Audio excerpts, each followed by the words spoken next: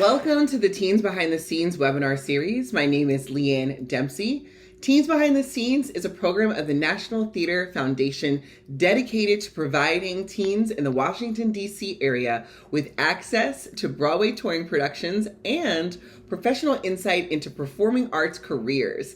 In this series, we interview emerging and leading theater professionals to learn more about what they do, how they do it, and how they got to where they are today. So joining me today is Luis Garcia. Welcome, Luis. Hi. So glad to be here. Thank you for inviting me. It is so great to have you with us. I'm going to take a second to just give a couple highlights, everybody, of Luis Garcia's bio. Let me tell you, it's impressive. Okay, so Luis Garcia is a Peruvian American production manager at First Stage in Tysons, Virginia, and a freelance lighting and media designer. We're going to get into that, y'all.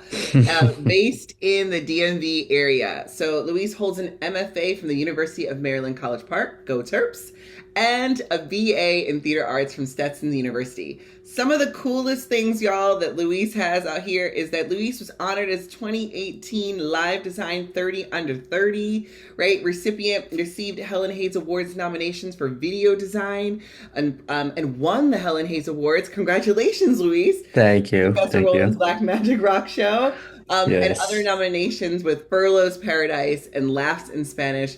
Luis, it is wonderful to have you with us today, and I am just so excited. Where are you joining us from? I am currently zooming in from Brunswick, Maine right now. I'm Wow. doing a production of Hairspray at Maine State Music Theater right now. I love that. Look, you can't even escape the DMV. Like now you're just No. in Baltimore, but in Maine. Yeah, it really is. It is.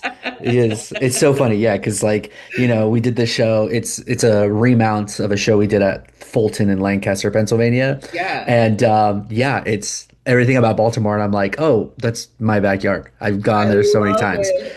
Yeah, it's iconic. Yeah, it's so good. I love that. And let us know, what are you doing on this project? Yeah, I'm the video designer on the show. So Yeah. yeah, we're doing a full-fledged video design that has it's all LED walls, LED back wall, and then three LED portals. So we're like a fully Wow. immersive video design.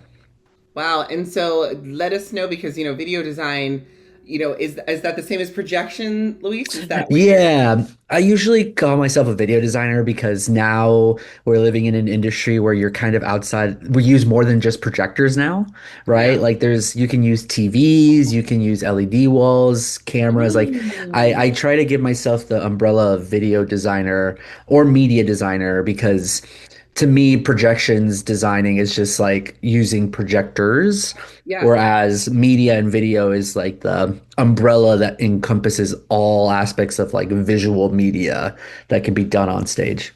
I'm super excited to learn how you Mhm. even got the skills to do this because I have seen so many amazing productions with video design that they take the show to another level.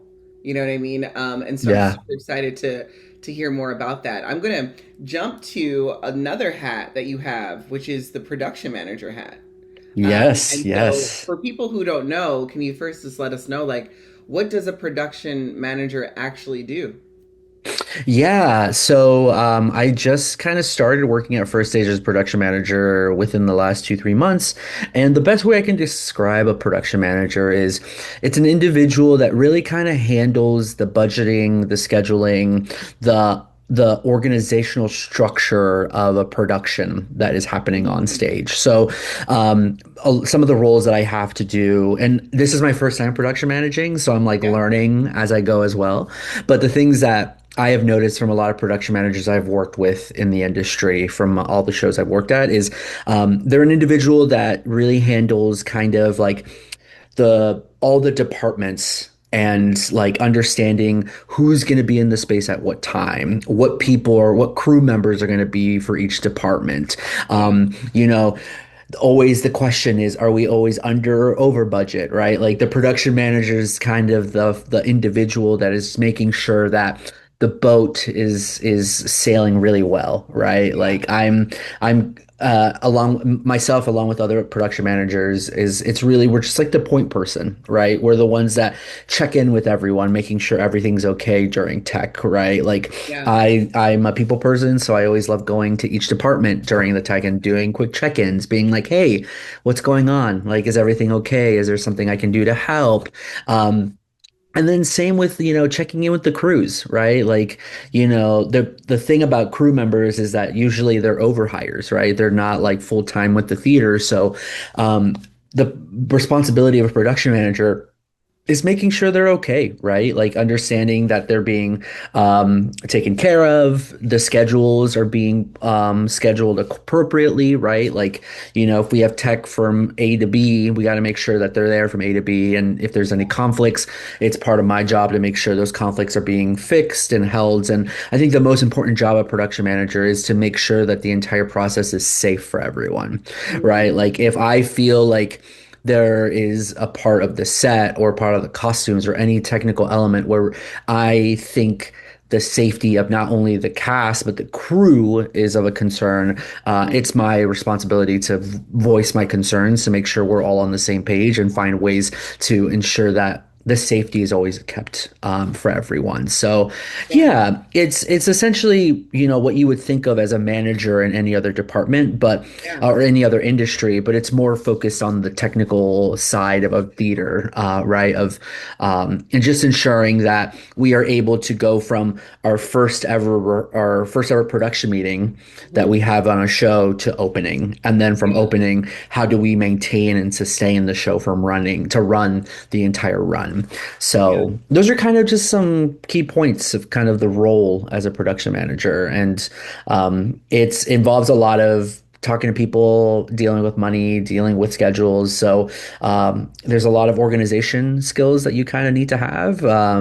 And I love making calendars, so this is Yeah. like the perfect gig for me. So All yeah, right. Well, here's that's what that was one of my questions is what's the favorite production manager tool or yeah. supply that you would like to have for in your on your desk or in your bag? Yeah, I think the biggest tool that I love to use is my Google Calendar. Okay. I think as a production manager, you need to know kind of what is happening in each space that you're in or in the Yeah. theater that you're working on. Like my calendar is color coded to a T. Like each show has its own color, right? I think the one big thing that a lot of people don't realize outside of like the process of a show and running a theater is that there are multiple shows either being talked about, getting ready to be teched, and or are in tech at the same time. So like as a Yeah. production manager, you really have to balance all those different elements, right? Like right now, we just started tech for our last production at first stage of Indecent, right? But while that's happening, we're also talking about next season. So I have to start thinking about the shows that are happening next season and figuring out who we need to hire early in advance. And I am in close communications with our artistic director and our business manager and ensuring that we staff the designers appropriately, like understanding who's going to be joining the teams. Another thing that is specific for my role right now is first stage is going through a massive renovation in their space, right? Like we're going to be doing we this past summer did a huge lobby renovation, Mhm. and this summer we're hoping to do a actual theater renovation where we're going to be Yeah. changing a lot of stuff in the space.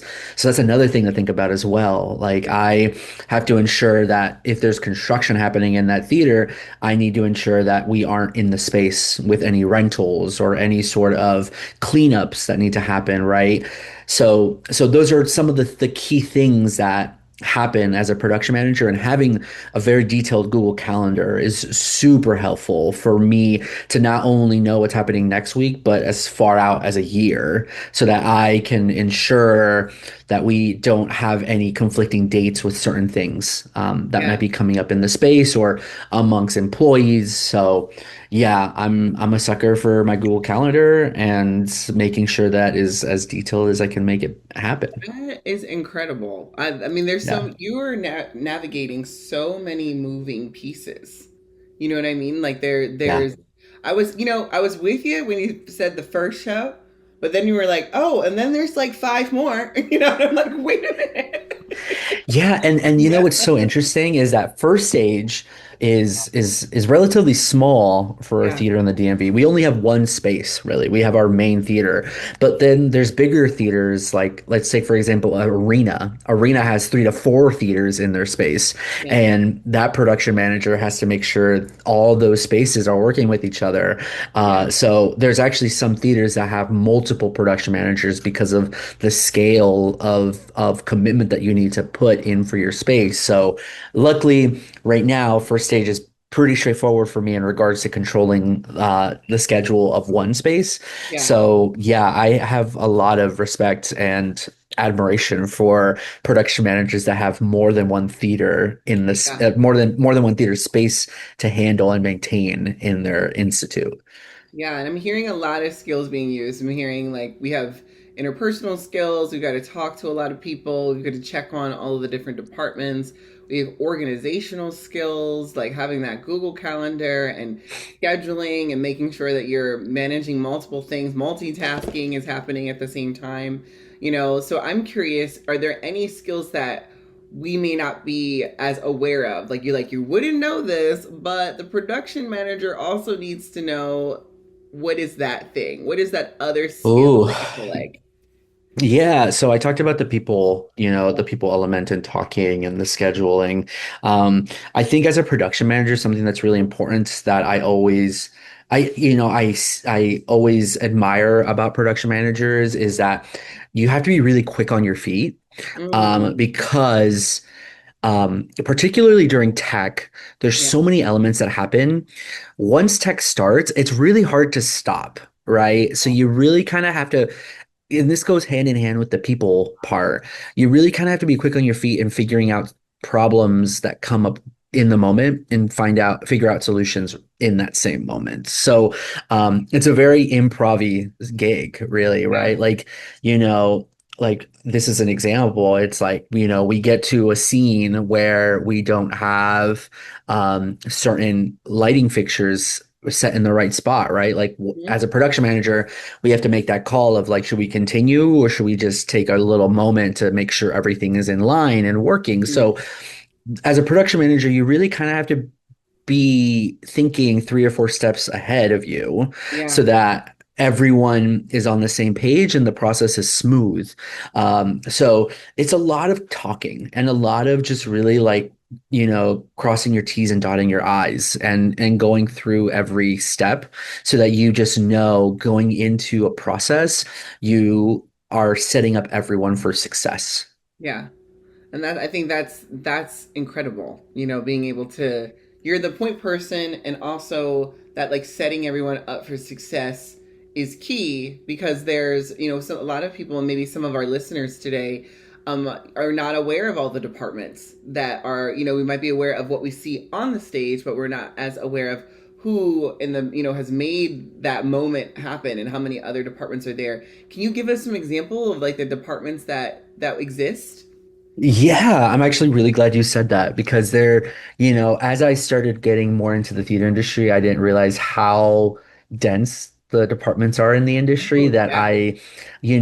that each department has like a subsection of a department, right? Like, you have your core elements of like scenery, costumes, lighting, video is now a thing, Yeah. sound. Yeah. But then within each subsection, each department, there's even subsections. Like, for example, your painters. Mhm. You have your painters to be able to paint the set.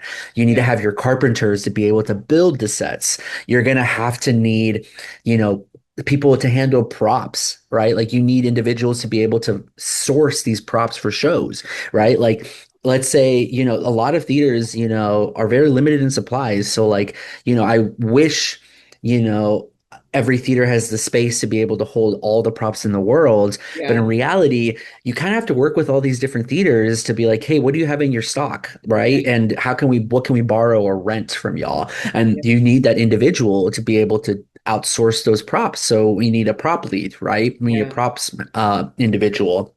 What else? Yeah. In each department for lighting, sound, and video, you're going to have a head electrician, a head projections individual. You need the people to be able to install the lights, right? Or install the set or the projections. Like there's so many intricate parts to like this big machine that we call a production that even the smallest cogs make a big difference in the overlying function of the machine. So it's just really impressive, and I have much more respect being even now as a production manager. Like Yeah. there are so many elements to a design and a Mhm. tech and a production that you don't even think about, right? Like for Yeah. example, like there are people that are specifically hired that handle puppets. Right? Like puppetry is a big department, right? Yeah. And if you do shows like TYA, Theater for Young Audiences, right, where puppets are really important, there are people that specialize in puppetry, and Mhm. that's a role that you have to fill, right?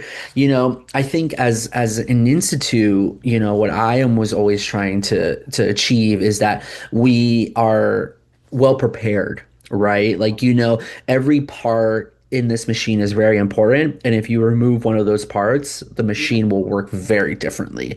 So we just have to always make sure that the needs that we need for a show are met by providing the right individuals and skills to be able to achieve certain things, right? Like, yeah, and the thing is, it's all per show basis. Some shows need things that other shows might not need. A great example, Frozen. If you do Frozen, you gotta have snow, right? Like we need to have snow. So like, Yeah. that snow might not be needed for a production of Hamilton, right? Like there's different specific elements that are per show basis that you're going to need someone for. So, Yeah. yeah, as a production manager, you have to like really be like prior to first production meeting, kind of lay out the conversation with the artistic director and the rest of the team on staff, being like, okay, who do we need for this show so that we can start planning accordingly. Yeah, that is a massive job. Yeah. Yes, those of you listening Yes. out there, this is an option. We need more of y'all. Yes. That's Yes. Come on, come incredible. through, production managers. Absolutely, right? And look, here's the Yeah. deal. Production management is just one toggle of who and what you've done in this world. You have built a for real career in lighting and media design, okay? This is Thank another you. part of who you are. So, I mean, you were recognized as one of Live Design's 30 under 30. Luis is like, Leanne, please stop. No, but don't Thank stop. you. Thank you. Thank you. Right? Nominated for Helen Yeah. Hayes Award, winner of a Helen Hayes Award. I mean, how does that design background inform the way you do your job as a production manager? And then how do you also keep yourself in that world too? Obviously, we know because you're joining us, right, in that position now. But I mean, how does one inform the other, and how do you keep both of them in your life? I think I'm glad that you asked that question because they go hand in hand very well, right? Like as a designer, I think of a process artistically, but I also think of it in a technical aspect, right? So as a designer, I always think about what are the supplies I need, what are the tools I need, right? Technically to Mm, make the show happen. So as a love that. as a production manager, it's super helpful to have that brain because like, if I'm in production meetings, which are just like either weekly or monthly check-ins with the designers on the show, with and along with the director and the rest of the creative team that is needed to build and create the show. Yeah, If I hear a conversation from one of the designers and they approach the conversation in an artistic way, like for example, like, you know, let's say the lighting designer is talking about wanting to create a moody scene in a show that we're doing, right? As a production manager, I hear moody and I'm like, great, what lights do we need for that? Like, do we need haze in the yeah, air? Do we yeah, need what are the elements that we need to get that adjective that just came out in the conversation to reality? yeah. So as a designer, like I hear those adjectives and I'm like, great, like, Oh, I okay, love that. how can I use my technical brain to make those adjectives a concrete reality thing? I So, love that uh, skill. Can we do a hard stop for a second? That is cool because that is a thanks. skill. that is so practical that a young person can be doing right now in their high school theater program, or when they're in their tech. It's like, hearing the adjectives that want to be created on stage, and then going into that skill of, now what is needed, what are the supplies needed in order for me to make this adjective happen, and to make it come to life on stage. That is so cool. I just stopped you because I just was like, wait, mine's blowing right now, because that's so practical and something that a young person can do right now in preparing to become and do the thing that it is that you do. And I just, that's brilliant. And Thank you. in your world of doing media and video, do you find that, well, you shared that it informs being a production manager. How do you keep yourself in the artistic side of doing the work itself? How do you balance that? Balance the production management and the design worlds at the Yeah, same. yeah. Yeah. So I'm actually really grateful that I have an amazing team at First Stage. Alex, who's the artistic director, and Dee, who's the associate artistic director, and Okay. Emily, who's the business manager. We're still kind of a small company, even though we've existed for like 10 plus years. Yeah. And the beauty about them as an individual, as an organization, is that they still want us to be artists Yeah. through and through. And the thing about being an artist is you still need to work outside and make art. So my big thing that we've all set on, we're on the same page, is if there's a project that I'm really excited about, I have to look at my calendar and make sure I'm available. And if Yeah. I am available, I reach out to the team and be like, "Hey, this project came up. I'm really interested. Can it work with our schedule? If not, I totally get it." So it's all about being transparent with everyone and really kind of just like starting the conversations early so that we have the time to look at the calendars and see logistically what can happen. Like, Yeah. you know, so that, if there's a project that I really would love to do, we can see what we can do to make that happen. So yeah, that's definitely the balance, is definitely the Yeah. scheduling portion of things. And then the other thing too is just making sure that there is coverage while I'm gone, right? Like I don't want to just leave them hanging. Yeah. So ensuring that there is support from the team, or if there's someone I can bring in to cover for me. But that's the real goal, is that Alex really still wants us to all make art. And as a designer, that's great for me because, one, I can start continuing to like play with that muscle in my brain of design and art. But then also I get to work in projects where I meet really cool people. And as a production manager, I can be like, oh, I want to keep that person in my brain, and I want to introduce this designer to the team at First Stage so that we can have that connection, and then maybe we can bring that individual into First Stage so that they Right. can work with us. So I think that's another beautiful thing about working in the field, is that you get to work with a lot of people, and those people can then come into your circle, into your community and your family of wherever you're working, and bring something new to the table, which is really fun.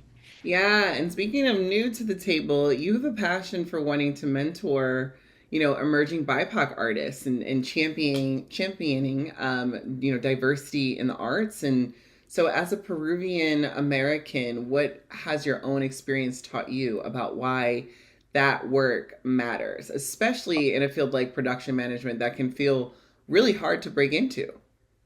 Yeah, yeah. I'll go off on a little tangent right now because this is more of a personal thing. Growing up, I actually, for a long time, I went by Lewis Okay. because people couldn't say my name. Mm, And rather than forcing them to get it right, I just succumbed to the system and being like, yeah. okay, let's make them comfortable. I'll go by what they call me, right? And I didn't realized that I was suppressing myself in Hmm. like a box and not really being myself until I graduated from college. And I was really fortunate in 2017 where I was selected to be a lighting fellow at the Oregon Shakespeare Festival. Hmm. And my first week there was a Latinx play festival happening.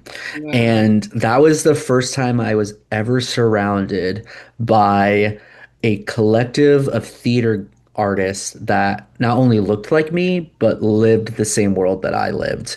And that Mm, was the big wake up call for me, where I yeah, was like, oh, there are people like me in this industry.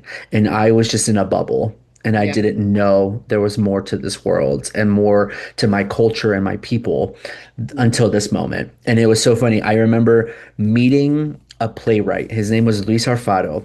And mm, he came up to me and was like, "What's your name?" And I was like, "Lewis." And he goes, "But it's not spelled that way. It's spelled Luis because I had a name tag." And I was like, "Yeah, I know. I just go by it." And he goes, "You should go by your birth name." And I was like, "I know, I know." And he goes, "Because my name is Luis and I make sure people know how to say my name." And I was like, "Huh. yeah, Okay, okay, this is that was the big wake yeah, up call for me.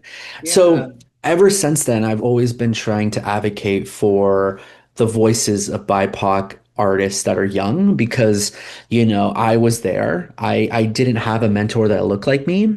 And I could relate to, even though I had some great mentors growing up, but like there was never one mentor where I could truly talk about the burden of being a brown man in the industry, right? Like, or, I could talk to someone and be like, why am I, kind of why do I feel less than right now in this room? Like, I don't know why, right? And um, I just want to be that person for those individuals, those students, and those young up and coming artists that went through what I went through or currently going through, and be that advocate for them, right? Like, as a kid, I've been doing this now since seventh grade, which is like what, Wow. 7 or 8 now. It's been so long, Yeah. but yeah, I've been doing this since I was a kid, and I didn't know anything about theater. I literally just randomly stumbled upon it in middle school, Yeah. and I went to an art school for high school that specialized, and I got a specialized degree in tech, and then I went to an art school for college, and for me. I just, I have put the work to be where I'm at now, and I want to make sure that the path that I have created to get where I'm at stays open for the Hmm. next generation so that they know that it is possible, that the path is already there. I don't want them to have to do it all over again, right? To get to where I'm at, if that's the goal that they want in life. Like, I want to be that resource. I want to be that individual that allows these next generation of BIPOC artists the ability to enter a room no matter what age level of expertise that they're in. And I just want them to feel comfortable and know that, there is a seat at the table no matter what level of skill that you have, right? Because we've all started there somewhere, right? And I think that's my big reason and my advocacy for supporting this next generation of artists is because, we and I'm just speaking to myself, like I had to work to get through that door, and I want to make sure that I am now that I personally feel like I'm finally through. I want to Hmm. keep that door open so Yeah. that these next generation of artists are able to know that there is a future in the career, right? Like Yeah. I just never had an individual that like looked like me and I was like, damn, like that's where I could be right now. Like that's could be Hmm. my future, right? Yeah. And now I have a lot of friends that are, Latino like designers in general, and like I'm good friends with them. I'm part of an organization called La Gente, which is Hmm. a group that is all about advocating for Latinos and Latinas in the industry. So we have like a website that's essentially like a directory that has every designer that you can think of that is Latin represent like that is representation of Latin community, and like it's now a Rolodex so that moving forward, if we ever hear from a theater that is doing a story that is about Latin folks and then aren't also backing up the designers that look like the people that the story is about, we can Hmm. be like, here's the website. We did the Yeah. work for y'all. Here's Yeah. the list of actual Latin folk that work in this industry. And if you want this story to feel authentic, not only does it have to be authentic on stage, it has to be authentic off stage and everywhere as a whole, because the Yeah. community is really important, right? Yeah. So Yeah, I think that's my big reasoning for advocacy for for young BIPOC artists, because if I had the connections that I had now at the young age of when I started, I Yeah, feel like I would have been I my connection with my culture and who I am as an individual would have clicked faster and earlier in my career, and I would have been even more proud of the art that I created because I am being my authentic self. yeah. And I want these individuals, these young artists, to feel that authenticity early in their life so that they know that what they're doing is something they should always be proud about because it is their soul, it's their individuality of who they are on stage. That is beautiful. And thank you Thanks. for sharing your story. I think I mean your story is encouraging, inspiring, and I think there is definitely, Luis, a person listening today who is changed by the story that you just shared, to be on, like, Thank to you. be very honest. So, like, yes, definitely keep paving the way, and then also thank you for being a steward of the path, making sure that it remains open. That's what stands out to me in hearing all that you have just shared with us. And with that, those young people that are listening today, and they have either aspiring to go into and work behind the scenes or in a production role, what would you say that young person needs to know or start doing right now? Yeah, I think what they should start doing is not to be afraid to reach out to people that they really want to work with. Love that. Um, I think I think as me starting when I first started in the industry, I felt very intimidated about wanting to reach out to designers that I would love to work with because, they're older or they're very professional, right? Or their names are well recognized. That I was timid and never sent out the email to be like, hey, I would like to, if I see that you're doing a show in town, I would love to sit in and see how your process is, or I would love to get coffee with you, or I would love to just schedule a Zoom meeting. Well, we didn't have Zoom back then, but like, like I would love to find time to talk to you and get to know you and how you work. Because something that I think viewers and the listeners and any up and coming artist should know is the industry is very small. Even though there's so many theaters around the country and around the world, the people that work in them all know each other. Yeah. And there are conferences out there that everyone goes to that are theater and tech related that everyone talks at. So like, all it takes is that one email Mhm. and, that could open the door for you and you can make great connections. The other thing to also note in that side, the other side of the coin, is that it's okay that if you send an email, you don't hear back.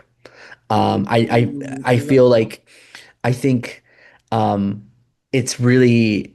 not heartbreaking, but it's like very encouraging if you send an email and then you never hear back from the individual, Yeah. which I totally get because I've had a lot of times where I send an email to someone I would love to meet and I Yeah. never heard from them.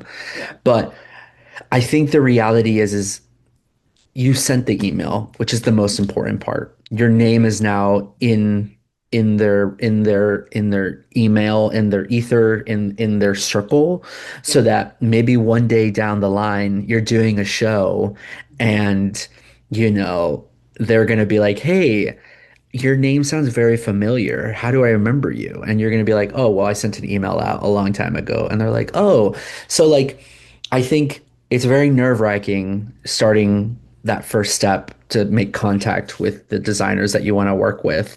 But just know it's, you're not alone. I've done it. I feel like a lot of us have started somewhere, and it's always starts with that one email that is either read or responded to, or left unread and never been responded to.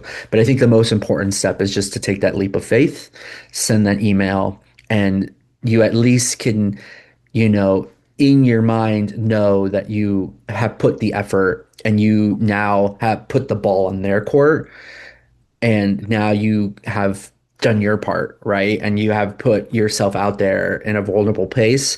Yeah. And I'm gonna be real, 9 out of 10 times, the designer will either respond being like, absolutely, yeah, let's meet up, or, I'm unfortunately busy, but Yeah. XYZ, right? Yeah. So you never know, but Mhm. I think that's the one thing I always tell any young artist that's starting up is just to send the just to it's all about networking and getting to Yeah. meet people, and the best way to network is just to send the email or even go to different conferences. There's a conference that a lot of designers go to that's called USITT, and it's a conference that goes around to different cities around the country every year, and it's a hub for every designer that you can think of that comes together, and it's a great networking place. So I was there in 2016, a part of this organization called the Gateway Program. That is an organization for underrepresented designers in the industry. And I was selected and I was put with a mentor who was incredible. And that really is what really kickstarted my career because through that, I found out about fellowships that I applied to that I ended up getting. Yeah. And from there, I made connections and I met people and I started. One of my fellowships ended up giving me a full-time job, and I ended up staying at that theater for 3+ years. And Wow. during that time at my job was when I met this amazing designer. Her name is Regina Garcia, who's a Mhm. scenic designer based in Chicago. And we were just talking, and she's from Puerto Rico, and we hit it off really well. And we were just talking, and she was like, "What's your next step in life?" And that was like the first time I ever heard that question, fresh out of college. And that was when I, after talking with her, discovered I wanted to be an educator because I would say things that really excited me. And a lot of it was me being a mentor. And really, I talk about paving the path, and I feel like educators are really at the forefront of setting those opportunities for the next generation. Yeah. So she was like, "You should go to grad school," and that's what started the domino effect for me to go to grad school and go to UMD, and now I'm freelancing. So and it all started because I, sent an email out to some of the designers I liked, and one of the designers was like, "Hey, I am not available during this Tech to Talk, but I'm going to this conference. If you're going Yeah. to this conference, I'd love to talk to you."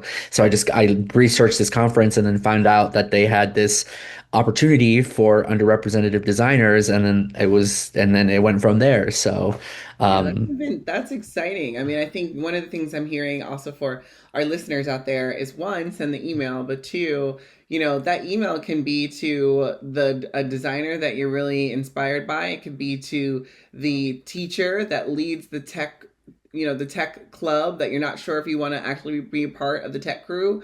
Like maybe you should reach out, right? So that can be translated in many different ways for our listeners of just like what are you thinking about doing might be a little scared, but if you just take that first step of making contact, it could lead you into so many opportunities just like what you have.